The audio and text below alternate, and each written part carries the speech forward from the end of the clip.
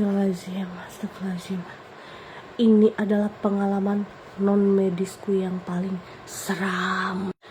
Jadi awalnya mbaknya itu nggak ada cerita apapun tentang non medis, nggak ada sama sekali. Tapi pas aku pijat itu memang aku merasakan hal-hal yang ganjil. Jadi dari ujung ke ujung itu dipenuhi dengan telur-telur. Bayangin loh ya, bukan biji lagi, tapi telur-telur. Ngerti nggak? Jadi di tubuh ini, di kaki, itu kalau kita raba, itu seperti ada benjolan-benjolan kayak gitu. Bentuknya seperti ukurannya seperti telur. Lalu di situ aku nggak mikir panjang. Aku selesaikan pijatku, terakhir pijat kepala. Mbaknya itu mejem matanya pas dipijat kepala.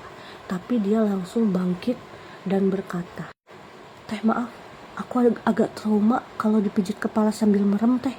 "Loh, kenapa mbak?" Aku bilang. "Aku sering kesurupan teh kalau misalnya merem teh." "Hah? Emang mbak kenapa?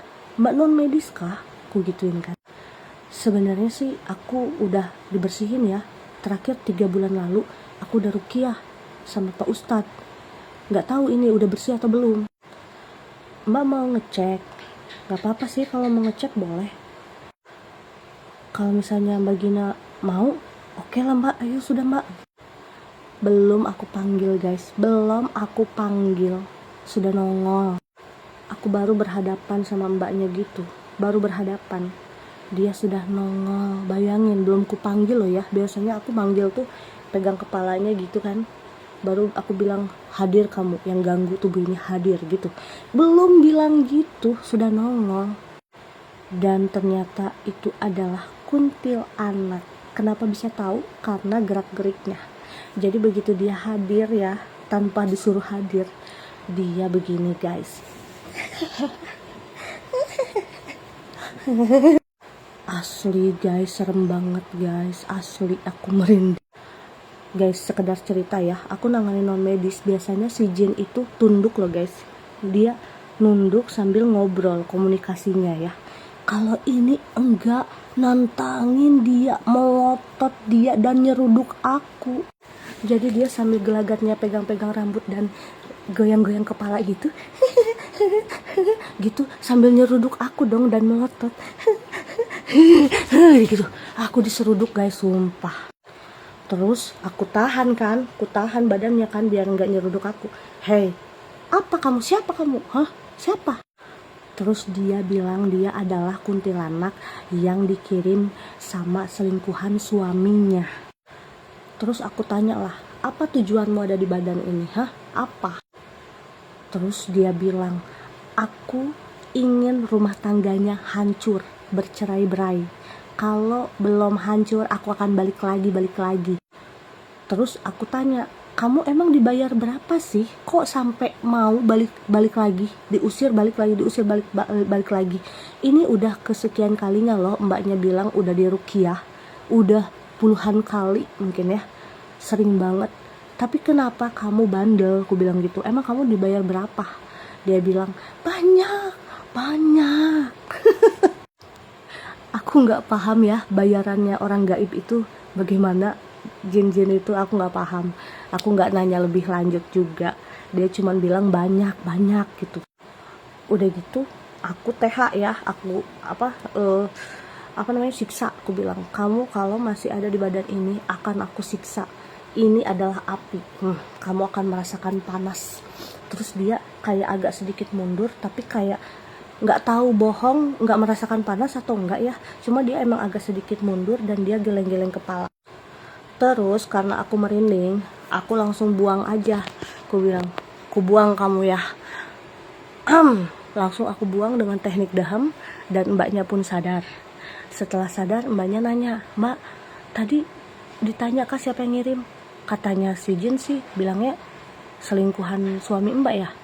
"Heeh, benar mbak, benar, kata Pak Ustadz juga gitu." Terus nggak lama dari komunikasi kita itu, dia masuk lagi dong guys ke raga mbaknya, padahal sudah dibuang ya, masuk lagi, dia bandel dia.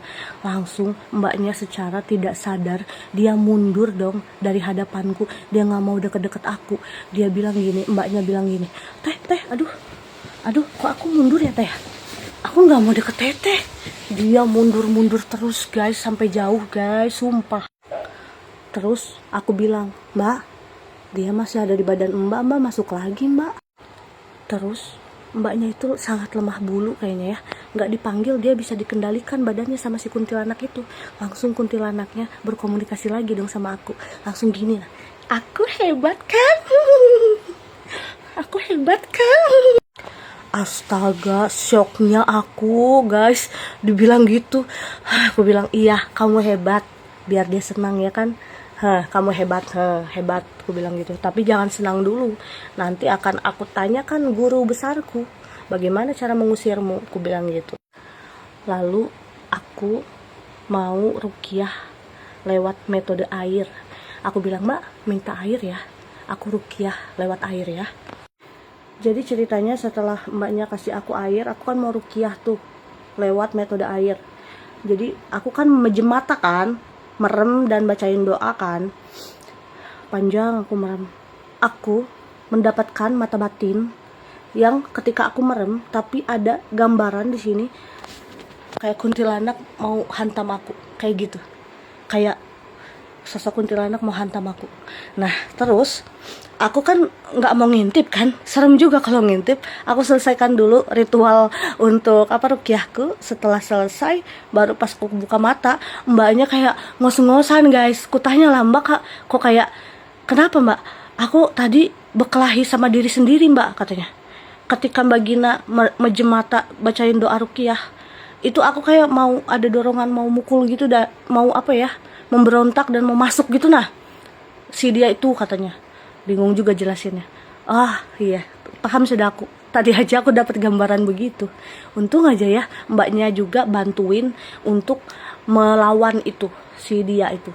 Kan tadi habis ku cabut kan, jadi dia masih di luar nih. Nah, dan ternyata dia kan masuk lagi. Aduh, aku pusing guys. Habis gitu aku pamit pulang kan. Aku bilang, Mbak aku pulang deh ya, mohon maaf Mbak ya nggak tuntas pengobatan non medisnya karena aku keterbatasan ilmu. Nanti aku tanyakan guru besarku, aku bilang gitu. Untuk sementara mbaknya sabar dulu, dan kalau bisa berobat sama yang lain boleh juga. Nah, tapi mbaknya minta tolong, Mbak bisa minta tolong nggak nanti Mbak obatin aku lagi di depan suamiku, karena suamiku nggak percaya aku ceritain begini tuh, nggak percaya sama sekali. Jadi biar kesurupannya depan suamiku, bilang gitu. Oke Mbak, insya Allah ya, bilang gitu. Belum sampai situ guys, kehororan terjadi masih panjang. Ketika aku berdiri, kan mbaknya juga buka pintu toh, berdiri juga kan. Kita kan bersampingan kan. Astagfirullahaladzim guys, energiku berbenturan sama dia guys. Aku jadi frozen, ngerti nggak frozen? Jadi kayak gini, kayak frozen, ngerti nggak? Kayak kedinginan, baru kayak termor gitu, ngerti nggak? Bulu kuduk semua di sini, kayak angin yang sangat dingin. Terus kayak berdiri semua bulu kuduku. Aku bilang aku nggak berani noleh. Pulang dulu ya Mbak ya, sambil nggak noleh aku. Pulang dulu, assalamualaikum. Nah, ketika aku turun di motor kan aku lihat ke rumah dia toh. Posisinya aku menatap dia menatap aku toh. Pertama mbaknya beneran mbaknya. Aku bilang hati-hati Mbak Gina, ya. Pertama gitu, betulan itu mbaknya. Tapi ketika itu dia langsung kuntilanaknya lagi muncul dong. Dadah. Aku bilang itu bukan mbaknya ya, aku gitu. Nggak usah senyum sama aku bilang gitu. Bukan mbaknya itu. Terus karena aku serem lihat dia kan, aku pergi buru-buru. Di situ tuh kayak aku masih merasakan hawa-hawanya. Di situ aku grounding supaya pergi. Aku bilang energi negatif pergi dari tubuhku, energi negatif. Gitu. Jangan ngikutin aku bilang gitu.